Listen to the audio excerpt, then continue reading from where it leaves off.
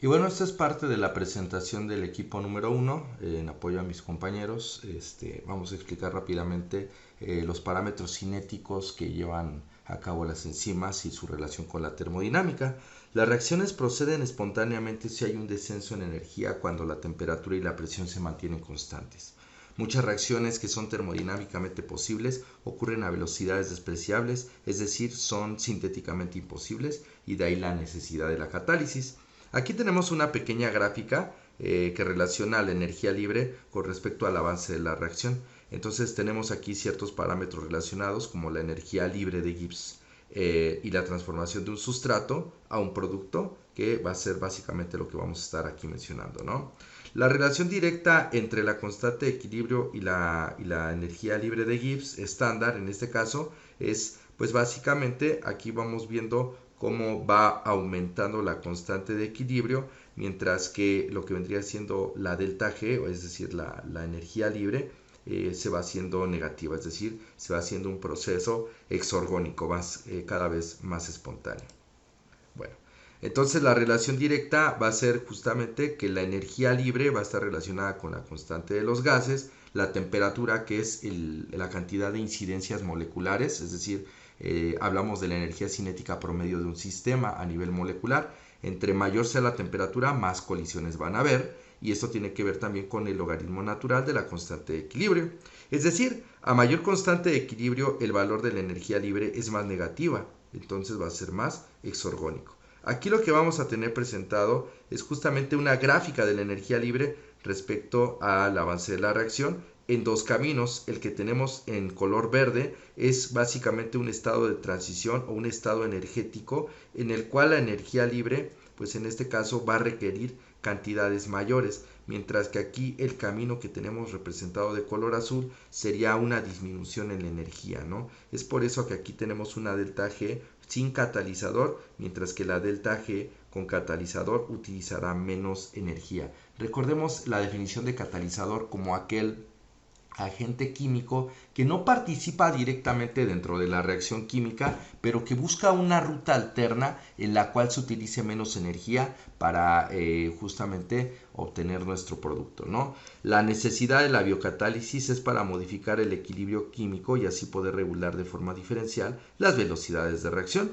¿Qué ventajas vamos a tener? Que las velocidades de reacción son optimizadas, que las condiciones no son bruscas para la vida. Recordemos que una reacción exotérmica liberaría tanta energía que pues básicamente es una combustión. Entonces necesitamos aminorar esas bruscas condiciones, ¿no? Va a ser más específica en la sobreproducción, sin sobreproducción, y vamos a tener una capacidad de regulación.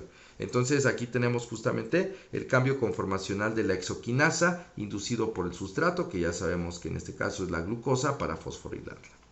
Por acá tenemos una tablita de algunas velocidades, la ciclofilina, la anidrasa carbónica, la triosa fosfato isomerasa, la carboxipeptidasa A, la fosfoglucomutasa, la succinilcoenzima transferasa, la ureasa y la ortidina monofosfato descarboxilasa.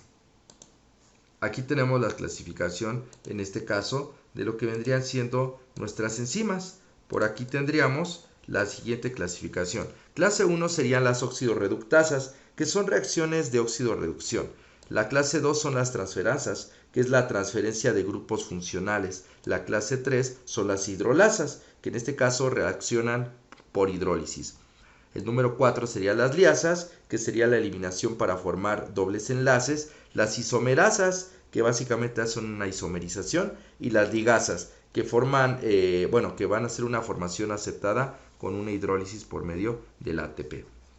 Tomando en cuenta esto, las características de las enzimas, van a tener un sitio activo, que es un lugar donde se va a llevar a cabo la catálisis.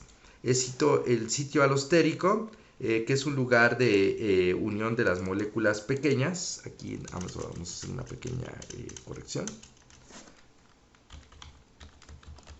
Ahí está.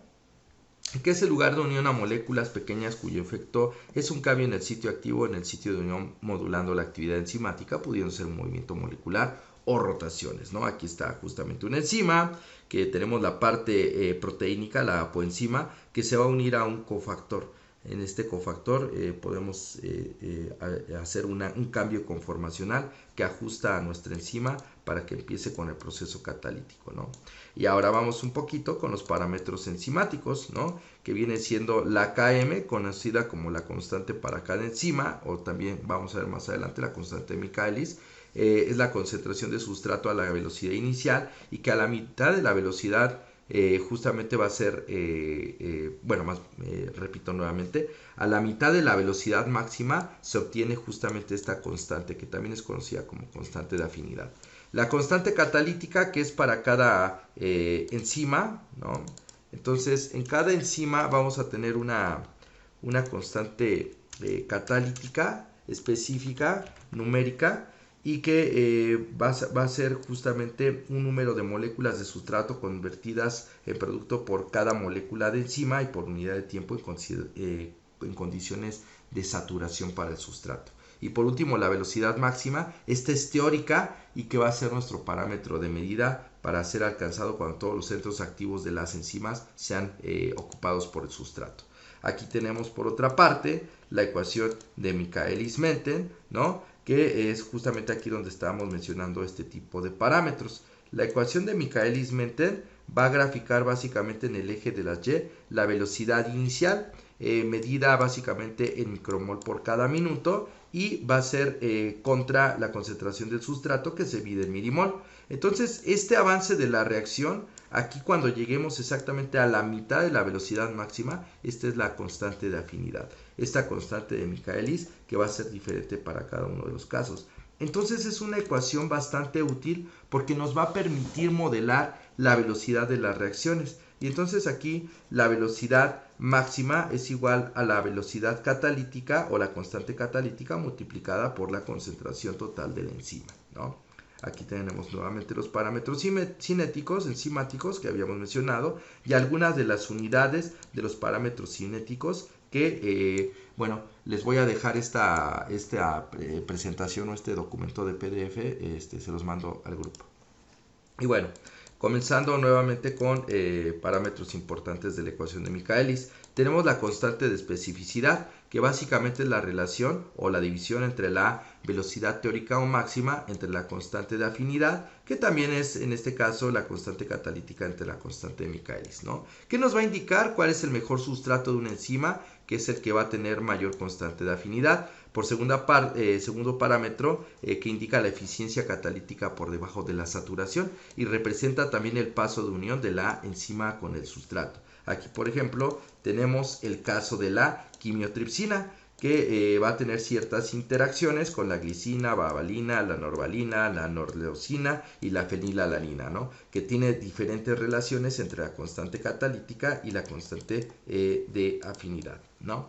Aquí está básicamente la representación de una reacción enzimática simple. La enzima más el sustrato formarán el complejo enzima-sustrato. Aquí inmediatamente, cuando quedan unidas, empieza la reacción catalítica de la transformación. Rompe el producto si es catálisis, anaboliza cuando forma, y entonces se va a liberar aquí justamente nuestro producto.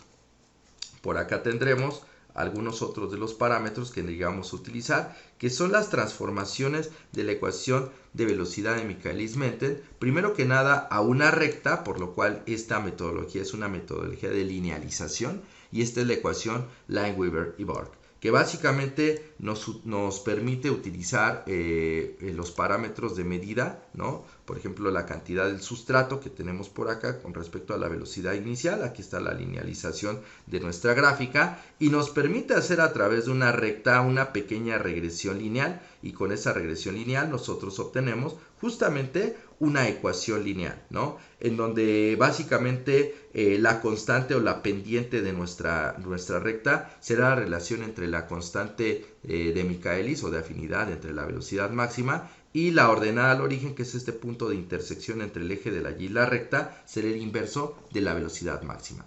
Entonces nos permite hacer perfectas determinaciones con respecto al comportamiento de lo que vendría siendo el carácter enzimático. Así, el carácter enzimático que tendremos por acá, tendremos que los valores de la velocidad máxima y la constante de afinidad pueden calcularse gráficamente si se presentan los valores del inverso de la velocidad frente a los valores del inverso del tiempo. Esta representación se conoce como la gráfica Lineweaver-Borg. Y bueno, entonces vamos a ver ahora cuáles son los factores que afectan la velocidad de una reacción catalizada por enzimas. La concentración del sustrato o de los mismos sustratos llamados cofactores, la concentración de la enzima, inhibidores, activadores, el potencial de hidrógeno y por supuesto el caso de la temperatura. Aquí entonces vamos a hablar un poquito sobre la regulación de la actividad enzimática por la unidad a la enzima de ligandos que no son sustratos. Así tendremos el caso del inhibidor, que es una molécula o ion que al unirse con una enzima produce una disminución en la velocidad de reacción catalizada, mientras que el activador será una molécula ion que al unirse a una enzima produce un aumento en la velocidad de la reacción catalizada. Y bueno, aquí tenemos básicamente las dos gráficas que están comparando. Vamos a centrar primero esta, que sería la velocidad que está medida en micromol por mililitro por cada minuto versus la milimolaridad del inhibidor. Y vemos como aquí hay una disminución justamente en el comportamiento.